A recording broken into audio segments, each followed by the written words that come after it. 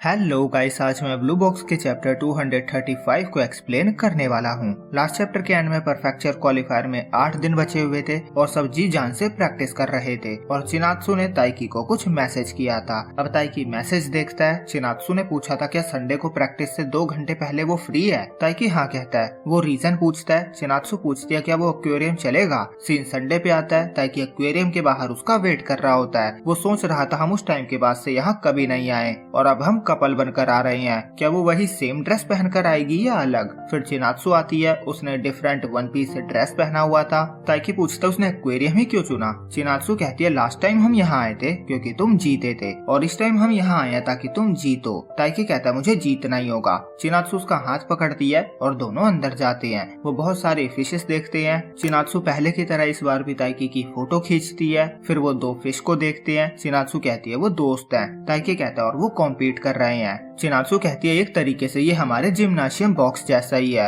ये same environment में रहते हैं और एक ही जगह पे इकट्ठे होते हैं। वो कहती है हम दोनों का जन्म पास ही हुआ था। हम ऐसे घर में पले बड़े जिनके पेरेंट्स ने उन्हें स्पोर्ट्स खेलने के लिए सपोर्ट किया। हम में स्कूल गए और दोनों का माइंडसेट सेम ही था। सुबह जल्दी उठकर प्रैक्टिस करने जाना और अपने अपने स्पोर्ट्स में टॉप करना। यहाँ तक कि हमारे पेरेंट्स भी एक दूसरे को जानते थे। हम मिल पाए क्योंकि हम एक ही तरह की जिंदगी जी रहे थे और मैं खुश हूँ कि मैं तुम्हारे साथ एक ही बॉक्स में हूँ। ताइकी कहता है ये मिराकल से कम नहीं है और हम हमेशा इस मिराकल में रहेंगे। फिर वो और घूमते हैं। लास्ट टाइम की तरह चिनात्सु इसे हक करती है। फिर वो पेंगुइन देखते हैं। चिनात्सु ने क्यूट कहती है। ताइकी कहता है लास्ट टाइम भी तुमने यही कहा था। फिर चिनात्सु से परफेक्चर क्वालिफायर के लिए गुड लक विश करती है और फोकस करने को कहती है। ताइकी कहता है वो करेगा। वो कहता है 3rd ईयर में होने का मतलब है सब कुछ खत्म हो रहा है। मैंने कभी ये सब खत्म होने के बारे में नहीं सोचा था। न्यू स्टूडेंट्स आए और सीनियर्स चले गए और अब सब कुछ सेटल करने का टाइम आ चुका है। वो कहता है सच कहूँ तो मुझे बहुत ज्यादा डर लग रहा है।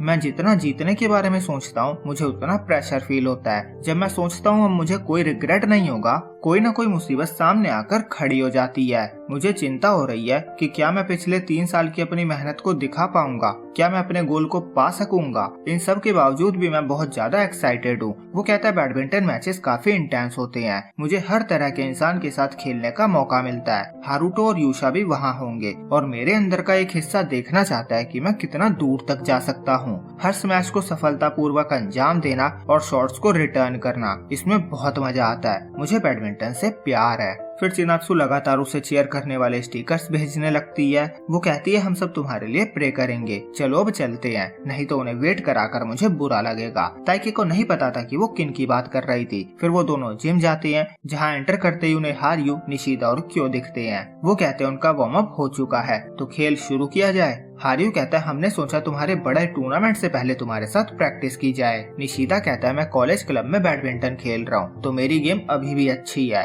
हार्यू कहता है तुम्हें फर्स्ट प्लेस के साथ नेशनल जाना है ना, तो जाओ और जल्दी चेंज करके आओ। ताइकी हाँ कहता है। हार्यू हारुतो को भी उन्हें ज्वाइन करने को कहता है और फिर से प्रैक्टिस स्टार्ट करते हैं और चिनात्सु ऊपर से उन्हें देख रही होती है और यहीं पे ये चैप्टर एंड होता है। तो अगर आपको वीडियो अच्छी लगी हो तो लाइक और कमेंट कर दो। मैं मिलूंगा आपसे अगले वीक इसके अगले चैप्टर के साथ। जब तक के लिए बाय बाय।